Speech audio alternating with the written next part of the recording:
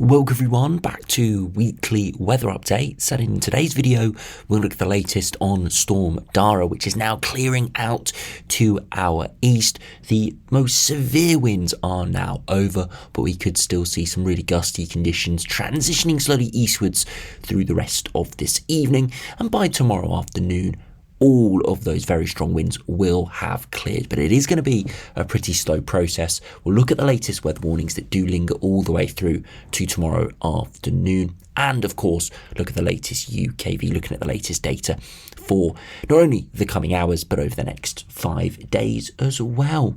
Into next week we are going to see high pressure building in, so it is actually going to go from exceptionally unsettled to very settled in the space of about 24 hours or so.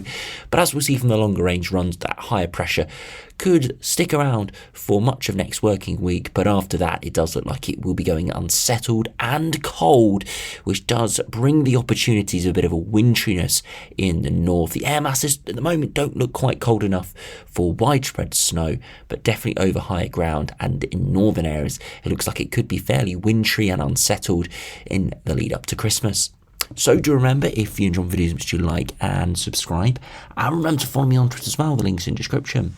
Now, if you start on the live radar, you can see well out to our east now, the main weather front associated with Storm Dar that was moving through when we recorded our video last night. It's out now all the way pretty much on the border between Germany and Poland, up towards Denmark and Norway, and we are currently on the back edge of the system where, as I said, is the strongest winds. You can see this hook, that is the centre of the system, with the centre of Darragh now just out in the North Sea, and it means we are pulling in a very strong northerly wind. The wind has slowly transitioned from westerlies last night to northwesterlies for the strongest winds this morning, now to straight northerlies, and you can see that from the streaks within the precipitation that is now piling in from the north.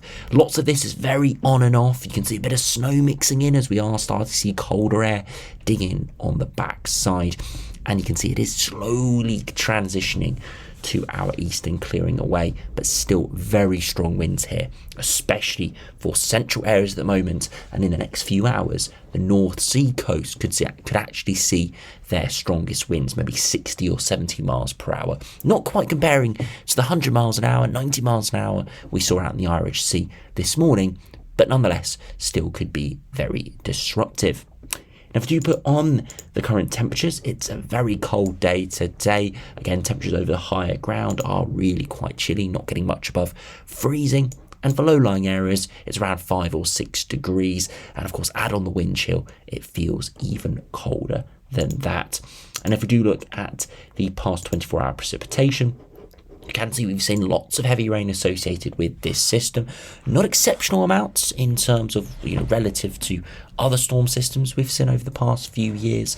But you can see wherever it's got yellow, that's getting up towards 2 inches, orange up towards 3 inches. So you can see why we had an amber warning issued for the Brecon Beacons. Perhaps it could have been warranted further northwards as well, but it is very difficult sometimes to predict these precipitation amounts, because especially with this system has formed into lines and banding because of the strength of those winds. But you can see why we had an amber warning. We still have an amber warning here across parts of Wales. And then finally, for the live radar, if we do put on the latest wind speeds, you can still see it is strongest across those western areas where we've still got an amber warning, but the red warning has now subsided. And you can see it's very strong inland, but it is, of course, focused towards those coastal areas. And it's starting to really pick up now on the North Sea coast. And this is where I'm expecting the strongest winds to be through this evening and overnight. Now, if you quickly go over to net weather, we can see the max gusts recorded today. These are not all the weather stations available, but this is a large array across the whole of the British Isles. And you can see anywhere from around 70 to 90 miles per hour has been observed. And these are today's max gusts. You can see most of these are in the west, and most of them are, of course, towards the coast, and it has been mostly occurring around that early to mid-morning period. A few of these observations are around lunchtime, but most are around that sort of 2 to sort of 11 a.m. point when we had the red warning issues. So it pretty much occurred as we expected and as was forecasted, and for those models, and for the warnings, were accurately timed as well. So yeah, pretty much exactly what we expected. 70 to 80 widely on those sort of coastal regions, up to 90 in a few isolated spots. So damaging winds. Really hoping that once this storm clears, especially into Sunday, and sort of pictures and images of any flooding and any disruption and damage come out. Hopefully it hasn't been too bad, but from the looks of the data here, the raw data, it has looked like the storm's been pretty much as severe as expected. Sometimes these storms can be not as severe, 5 to 10 miles an hour lower than what we'd expect. Sometimes they can be 10 miles per hour above what we can expect. It looks like, though, this system has pretty much been bang on what was forecasted over the last sort of 24 to 48 hours. Now, if you go over to the latest weather warnings, we still have an array of warnings. We will concentrate really only on the amber warnings here and the warnings to Sunday, as most of these yellow warnings for today will eclipse or are transitioning to tomorrow, which we'll have a look at in a minute. But we still have amber warning for rain, does expire imminently as I'm recording this. So again, hopefully that rain subsided. As we saw from the live radar, it is slowly subsiding, but still a lot of rain to come. And we've got an amber warning for wind still until 9 p.m. It has been updated, and you can see Northern Ireland, South West Scotland and much of North West England have been removed, and there's minor tweaks to reduce the area in the east. So slight updating through this afternoon just to adjust it, but regardless, still widespread impacts for the coming hours all the way through to 9 p.m. And even after that, as I said, transitioning eastwards, we could see more severe winds. Now tomorrow, we haven't got any more rain warnings issued, but apart from northeast coastal areas for a few hours into the morning until 9 a.m. Again, we're expecting a bit more rain on the back edge of this system, and that was extended through this morning. And then we've just got generally widespread wind warnings. We've got this one warning that expires at 7 a.m. and it replaced by almost identical warning for pretty much all of tomorrow, 6 a.m. until 6 p.m. Again, just a general blanket warning for still very strong gusty winds. We're expecting still 35 to 45 quite widely, up to 50 in a few spots, and towards coastal areas 50 to 60, or maybe even locally 70. So nowhere near as strong as today, but still there. And of course, if areas, trees, infrastructure have been damaged by the very strong winds today, a more minor gust tomorrow could still bring disruption if areas, of course, are weakened. Again, we're not expecting, amber warning upgrades or anything at this stage, but it does show you that these winds are likely to continue all the way into tomorrow. Not quite as severe, but still could be disruptive and very annoying, howling away all the way probably through to tomorrow evening. Now, if you go over to the latest UKV now, you can see all of that heavy rain slowly clearing away this evening. The majority of the heavy rain clears for northern and western areas by the early hours of Sunday, but persists in the far east through much of tomorrow morning, even into the afternoon as well. So it does look like there's going to be near enough non-stop rain now until kind of tomorrow evening for those eastern and southeastern areas. It is going to be on and off, but there won't be more than an hour or two maybe without a bit of rain. It doesn't look too heavy, but it's still, of course, blustery and very up and down with the intensities. However, as I said, as we move into Monday, look at this high pressure builds in, and for much of the working week, it is bone dry. Up and down areas of cloud, a few bits of drizzle and stuff, but not expecting anything too major. Upper air temperatures, actually some really quite cold air is digging in through the evening into tomorrow, and that's going to persist much of early next week. And with cold air aloft, we will see frosts, and even when the milder air returns, or slightly milder air, we'll likely see an inversion take place. So under the high pressure, it does look pretty chilly into next week. If you put on the max temperatures, you can see this afternoon, really quite cold, only 4 to 7 degrees for most areas. Again, add on that wind chill, feeling even colder. Into Sunday, not much better, 5 to 8 degrees, but where we don't have the rain, it will be a little bit more pleasant, but still gusty with those winds. Into Monday, a frost in northern and western areas, and by day, again, not getting much above 5 to 7. Into Tuesday, frost towards the centre of the high, further northwards, and into the afternoon, again, not getting much above freezing in those cold areas further northwards, 5 to 7 further southwards, and again, another frost in those northern and western areas, really quite harsh, -5, -6, where we have those clearer skies under the centre of the high, and again, afternoon temperatures not getting much above low to mid single digits, and again, another frost could be possible there into Thursday. So under the centre of that high, even when that cold air moves away, we'll likely see an inversion. Overnight frost look like they're going to persist for much of this week for Scotland, Wales, Northern Ireland, Republic of Ireland and parts of Northern England, but further southwards and eastwards we've got a little bit more of a wind, a bit more of a mixing of the air masses and a bit more cloud and drizzle around. It will hold those temperatures up, still feel cold during the day, but won't get much below 2 or 3 degrees overnight. Now to finish by just looking at the wind gusts from the UKV here. You can see the exceptionally strong winds there, 90 to 100 miles per hour out in the Irish Sea, slowly dropping away through this afternoon, but you can see still very strong in the west. And you see actually for those eastern areas, the strongest winds will be through this evening, 60 to 70. And into tomorrow, still looking at potentially 50 to 60, but slowly petering right through the afternoon. And then it's going to be fairly still into next week. Now after you've finished the video, we're briefly looking at some of the longer range charts just to keep on top of that lead up to Christmas, because of course the very stormy conditions are coming to an end and you see high pressure is now going to build in for much of this working week. However, it tries to transition northwards, doesn't have much luck, and we actually do go quite unsettled into the longer term.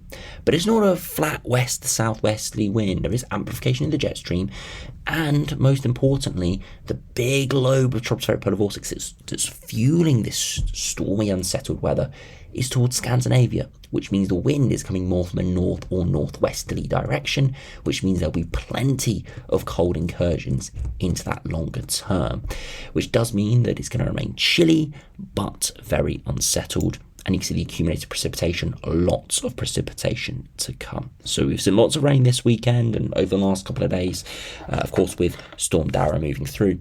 And it's going to get worse over the next couple of weeks. Brief respite this week for maybe 4 or 5 days, but next weekend and beyond into the lead up to Christmas, it does look very unsettled, and there is the risk of some of this to fall as snow for northern areas when cold air digs in. If you look at the latest GM, Storm Dar is moving away at the moment, high pressure building in for much of the working week. And then eventually northwesterly or northerly winds return, and by day 10 you can see this exemplary conditions with tropospheric polar vortex sat over Scandinavia, a bit of high pressure out in the North Atlantic, allowing those winds to come in from the north or northwest. If we wanted to see something truly cold, we'd have to see some sort of block towards Greenland that really forces a strong northerly wind. But this is quite a lax flow, which means that cold air is drifting our way, but it's not getting sort of far enough southwards, and you can see we're right on the boundary with the jet stream. We're likely to see big areas of low pressure spinning up. You can see though, if we do zoom in, cold air is in place in the north, temperatures are down towards freezing, dew points are close towards freezing, so there is the risk of snow potentially in those northern areas as well. And we finish by looking at the latest ECMWF.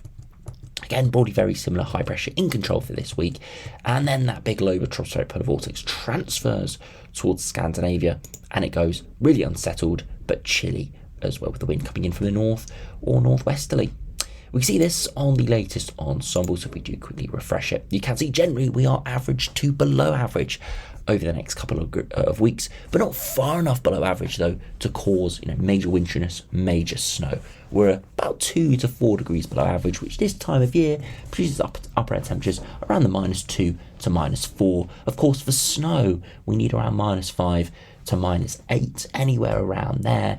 So we are a few degrees off, and it's all because it is a northwesterly to northerly wind that takes quite a long sea drag. Cold air is not getting forced out of the Arctic like it would with a block, and it just means that air mass isn't quite as cold. So we are looking at chilly, we are looking at potentially wintry conditions in the north, closer to the source of Arctic air. But for most, it's just going to be a cold, unsettled pattern. Typical conditions will be rain with temperatures around 5 or 6 degrees. That's probably what we're looking at here. And you see that persisting into the longer term. There is, though, a decent dry patch coming up next week, 5 or 6 days. I can't stress that enough. Yes, it is going to be unsettled in the longer term, or that's what it's looking like at the moment. But next week, it actually does look pretty dry for about 4 or 5 days before the rain does return into the longer term, or at least looks like it's going to return at this stage. We are seeing some chopping and changing within the models, so I wouldn't be surprised if that sort of consensus does disappear, but that is what the models are showing at the moment. 2 meter temperatures though, looking pretty poor. You can see they're actually going to drop over the next few days. Very little diurnal range in the southeast, and that is because of a bit of cloud and winds not allowing mixing of air. Allowing that mixing of air, not allowing stagnant cold air to build at the surface, and it just means 5 or 6 degrees by day and by night, and not much improvement in the longer term. So although yes, it's looking unsettled into the longer term, the upper air temperatures don't look ridiculously cold, it is going to be very chilly next couple of weeks, fairly seasonal. As you can see, very few ensemble members are getting us close to 10 degrees. In past winters, we've seen 17, 18 degrees close to the year end. At the moment, at least the middle part of December, doesn't look like it's going to be anywhere near. It looks pretty chilly, close to average or even below average. And yeah, does look, as I said, fairly seasonal, maybe even a bit wintry in the north.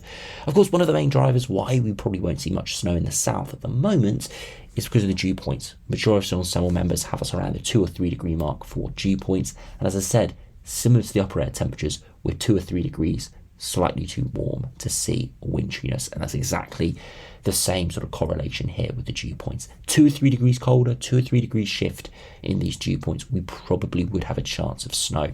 But at the moment, at least for southern areas, for low-lying areas, it looks like it's just going to be pretty cold, but mostly non-wintry conditions. Very similar if we look at the latest ECMWF as well. Again, generally average to below average over the next couple of weeks, with a more unsettled trend in the longer term. A bit more spread here, and not as many persistently below average, but it is broadly very similar, and it will be an interesting watch for the lead up to Christmas.